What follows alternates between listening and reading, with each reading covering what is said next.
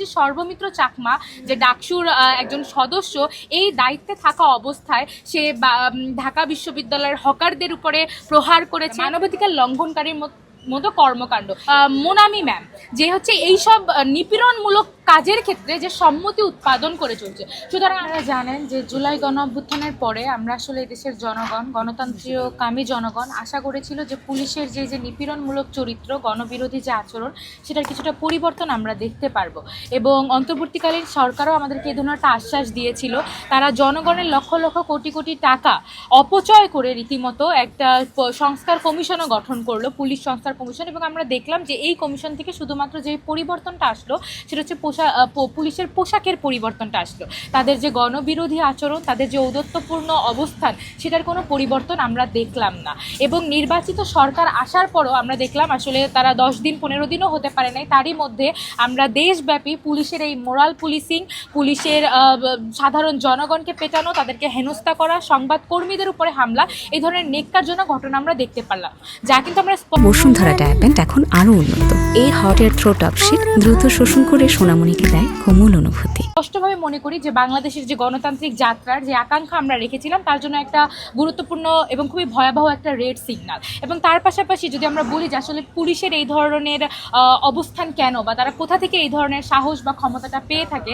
Police একটা বাহিনী যেটা হচ্ছে সম্পূর্ণভাবে জনগণের অর্থায়নে চলে, কিন্তু সবসময় তাদের অবস্থানটা থাকে নিপীড়কের পক্ষে, শাসকের পক্ষে এবং জনগণের বিরুদ্ধে। আপনারা জানেন যে আমাদের যে নতুন শিক্ষামন্ত্রীর দায়িত্বে যে আছে এহসানুল হক মিলন, সে কিছুদিন আগে আসলে সম্পূর্ণ আইন বহির্ভূত সংবিধানকে অসম্মান করার মতো এক ধরনের বক্তব্য সে দিয়েছে। সেখানে সে বলেছে যে রাস্তাঘাটে যদি তরুণ তরুণীদেরকে দেখা যায় তাহলে তাদেরকে পুলিশিং করার এখতিয়ার সে পুলিশকে দিয়েছে। এই ধরনের কিন্তু কোনো ধরনের সিগন্যাল সে কোনোভাবেই দিতে পারে না। কোনো বৈধ এলাকায় একজন নাগরিক কখন ঘুরছে, কিভাবে ঘুরছে, কেন সেই পথ ব্যবহার করছে, এই ধরনের কোনো জিজ্ঞাসাবাদ কিন্তু পুলিশ করতে পারে না। এটা সম্পূর্ণভাবে সংবিধানের সাথে সাংঘর্ষিক একটা ব্যাপার। কিন্তু আমরা দেখছি যে তার এই ধরনের সিগন্যালের মাধ্যমেই কিন্তু প্রতিনিয়ত নাগরিকদের যে আত্মমর্যাদা, তাকে হনন করার এক ধরনের এখতিয়ার পুলিশ পেয়ে বসেছে। এবং তার পাশাপাশি আমি আরও একটা জিনিস বলবো যে আপনারা জানেন যে জুলাইয়ের পরবর্তী সময় যারা কখনো দীর্ঘ 15 বছর ধরে 16 বছর ধরে ফ্যাসিবাদ বিরোধী কোনো আন্দোলনের সাথে যুক্ত ছিল না, এই ধরনের নানা ইনস্টিটিউশন, এই ধরনের নানা নেতাদের নতুনভাবে আবির্ভাব ঘটেছিল। তার মধ্যে একটা গুরুত্বপূর্ণ হচ্ছে যে আমাদের ডাকসুর বর্তমানে যে সদস্যরা আছে, যে নেতারা আছে, তারা।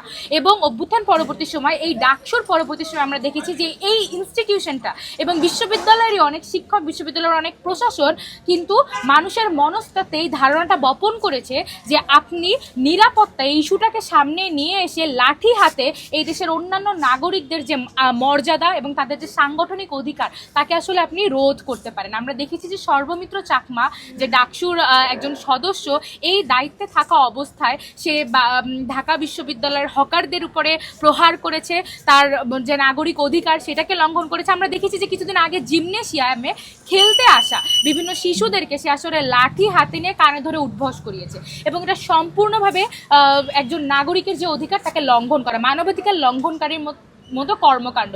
এবং এই ধরনের কর্মকাণ্ডের পক্ষে সম্মতি উৎপাদন করেছে বিশ্ববিদ্যালয়ের শিক্ষকরা। তার মধ্যে একজন হচ্ছে বিশ্ববিদ্যালয়ের যিনি অ্যাসিস্ট্যান্ট প্রক্টর, আপনারা সবাই জানেন, মোনামি ম্যাম, যে হচ্ছে এইসব নিপীড়নমূলক কাজের ক্ষেত্রে যে সম্মতি উৎপাদন করে চলছে। সুতরাং আমি মনে করি বিশ্ববিদ্যালয়, ডাকসু এবং প্রশাসন, এই ইনস্টিটিউশনগুলোই কিন্তু অভ্যুত্থানের পরবর্তী সময় এই যে মানবাধিকার লঙ্ঘনকারী কর্মকাণ্ড, তার পক্ষে সম্মতি উৎপাদন করে চলছে, যা বাংলাদেশের যে গণতান্ত্রিক যাত্রা তার জন্য খুবই ভয়াবহ একটা ইঙ্গিত বহন করে চলছে।